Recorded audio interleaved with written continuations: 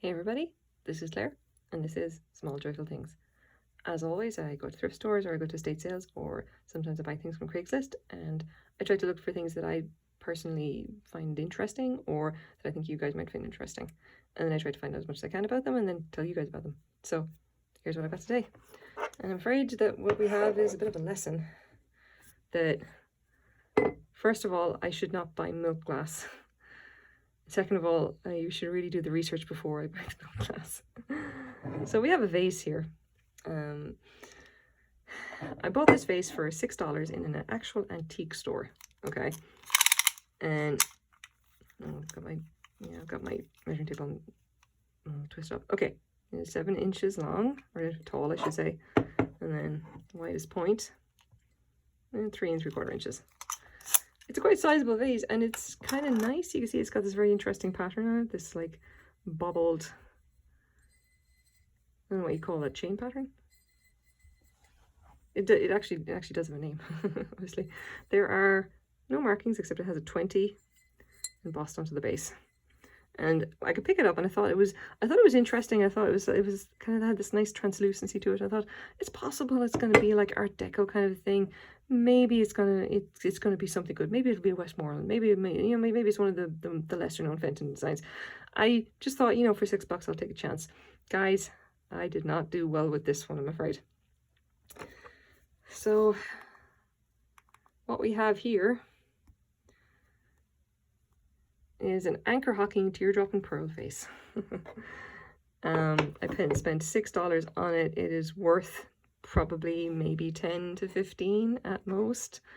There are quite a few around. They're all this nice white milk glass or whatever. It is a little bit better than it's kind of maybe slightly nicer than the milk glass that I would normally see, which is usually like from about the 1980s and fairly rubbish.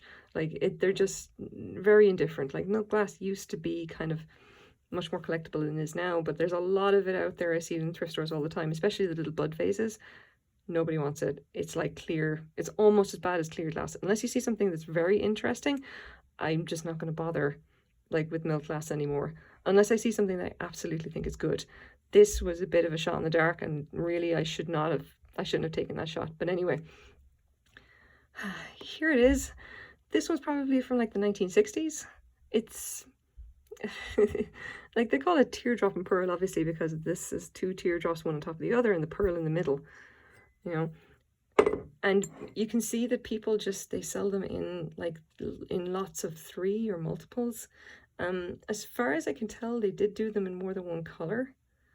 I have seen 1 or 2 that I think would kind of pass for being kind of custard glass. Maybe they did them actually earlier than like the 1960s. I just have a bet that this is, I'm going to just say that this is. But you can see here that looks almost green. Is it possible that that is custard and maybe from Depression era? I don't know, it's kind of hard to say. Actually, I did spot this one before. The interesting one with this is Hocking glass, oyster and pearl. And you can see it's got a vague kind of resemblance to this. Hocking obviously was one of the companies that formed Anchor Hocking way back in the day. You see that is the one that kind of confused me. It's like, is that actually like a yellow one, or is it that in bad lighting? You just don't really know. See a few other examples. Google doesn't really give us a whole lot apart from just like the fact that they're very, very common and nobody really wants them. Obviously this one's selling for like 10. Another one here is listing selling for like 52 Canadian.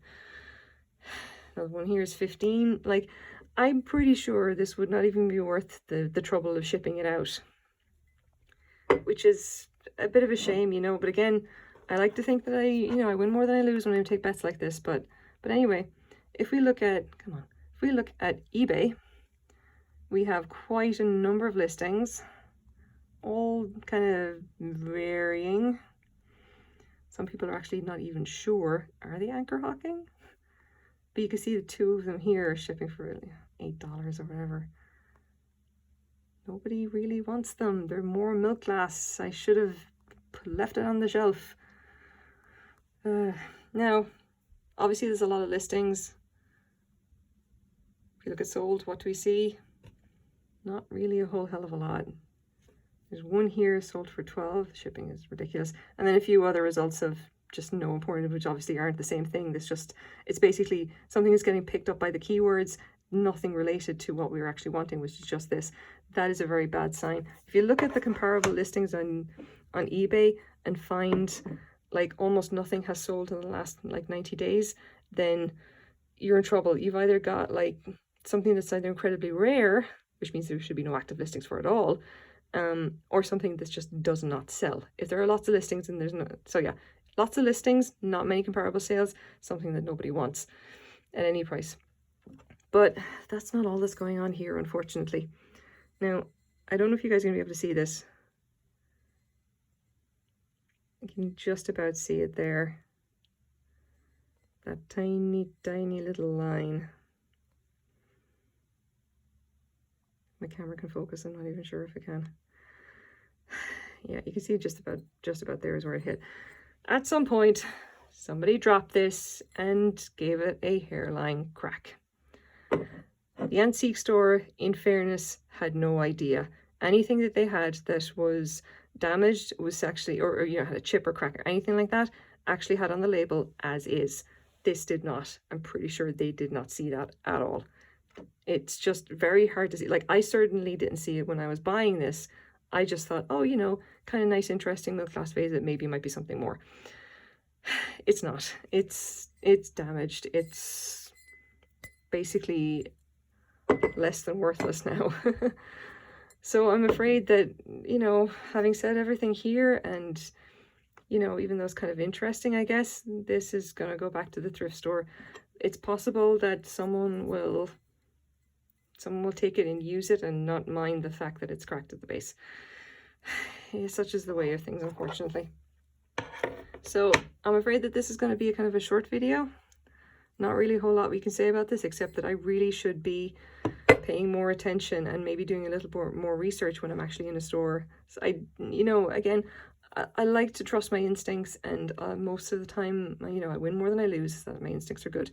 It's just occasionally, you know, I have a brain fart and I'm just not, you know, I pick up something that's clearly not worth it. But, or I just, you know, don't notice the damage. In this case, though, this just happens. The damage is hard to see. But, well, whatever. We'll let it be what it is, I guess. So here is my small joyful thing for the day. Hopefully this is going to be worthwhile to someone who at least know, hey, well, don't bother picking this up. It's not really worth anything. So thanks very much for watching, guys. Bye-bye.